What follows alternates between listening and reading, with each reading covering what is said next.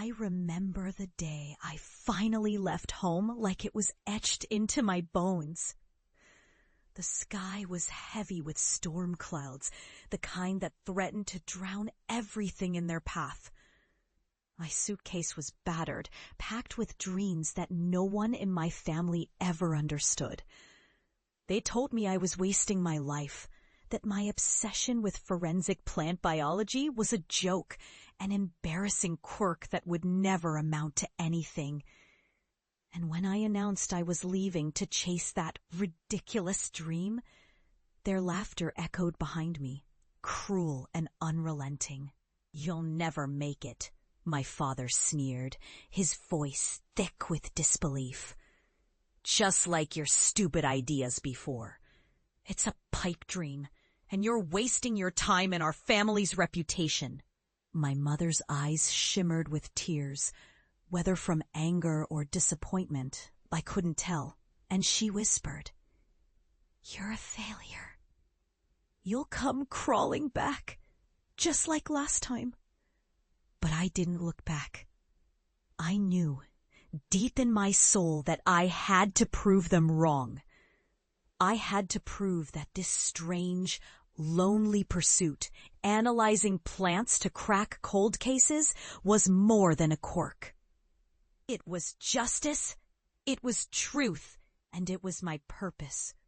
For years I was dismissed as a fool, a quirky outsider chasing after a pseudoscience they mocked as nature's trivia.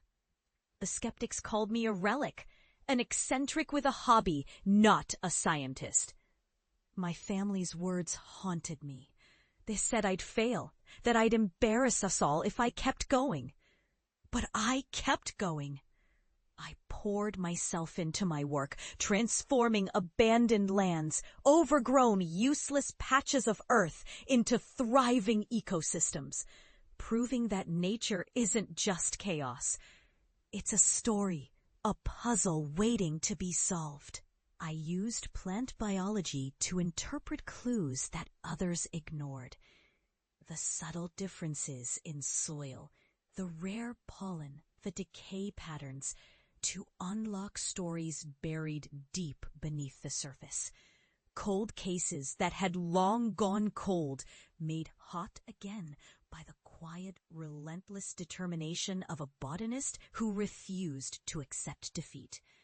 It was slow. It was grueling. There were setbacks, failed experiments, skeptical courts, family doubts echoing in my mind.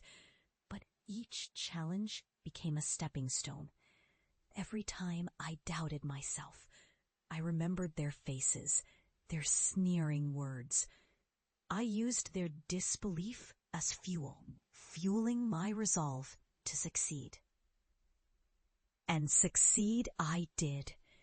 Years later, I stood before the biggest project of my career, an ecological restoration of a once barren industrial site that had been abandoned for decades.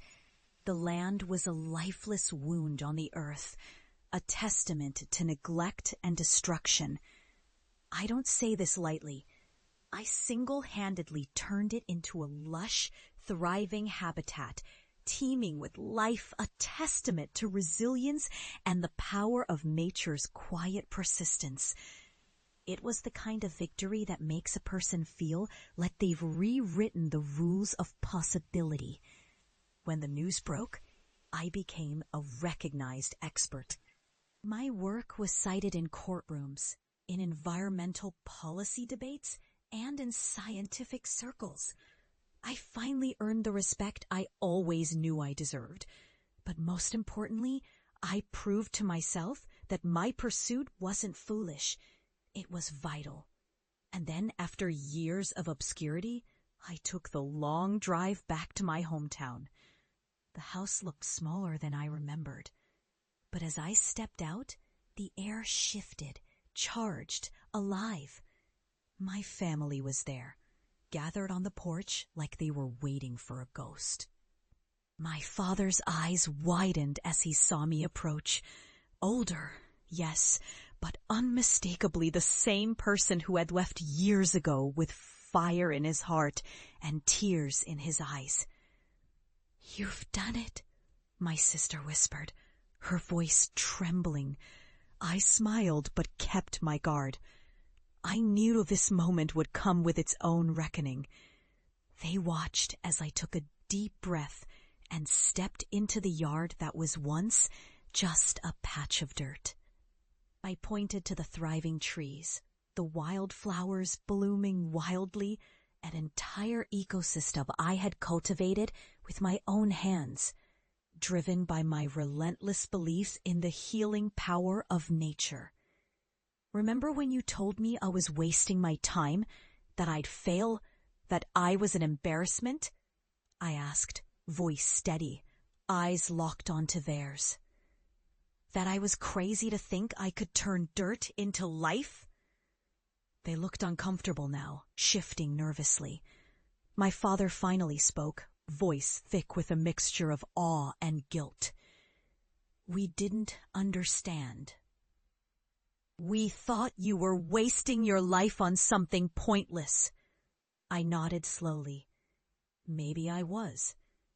But I learned that what others dismiss as trivial can be vital, that the truth hides beneath the surface, waiting for those willing to look deeper. "You called me a fool, but I proved that nature's truths are real, more real than your dismissals, more lasting than your doubts." For a beat, silence settled over us like a heavy fog. And then, something shifted. My mother's eyes glistened as she looked around at the thriving greenery. "We're sorry," she whispered. "We never saw how hard you fought, how much you believed in what you do. We were wrong to mock you." That moment, raw, honest, was the pinnacle of my journey.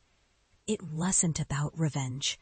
It was about reclaiming my worth, about showing them that persistence and faith in your purpose can transform not only land, but lives.